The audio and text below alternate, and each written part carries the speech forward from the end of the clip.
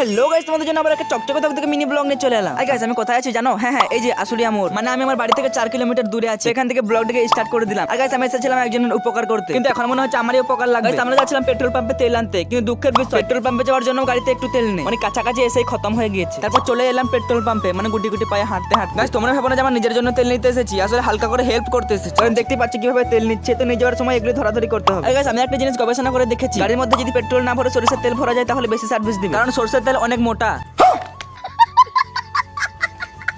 তো গাইস ওসব কথা ছাড়া ছড়া এখন একটা ভালো জায়গা পেয়েছি, মানে এখানে ইনস্টাগ্রামে রিলস বানাবো। আর আমি কিন্তু ঘর থেকে ভেবে এসেছিলাম যে জায়গাটাতে রিলস বানাবো, কিন্তু দুঃখের বিষয় যেই আমি রিলস বানাতে স্টার্ট করেছি এদিকে বাইকও স্টার্ট করে দিল, তাই মনটা খারাপ হয়ে গেল, ভিডিও বানাতে পারলাম না। এখন এক গাদা দুঃখ নিয়ে বাড়ির দিকে চলে যাচ্ছি। আর গাইস সামনে ছিল আমাদের গরু ছাগলের হাট। আর গাইস আমার মনটা তো খারাপ ছিল, কিন্তু গরু ছাগলের হাটে এসে মনটা অনেক ভালো হয়ে গেল। আর সেটার মেন কারণ হচ্ছে পাঠার কি সুগন্ধ।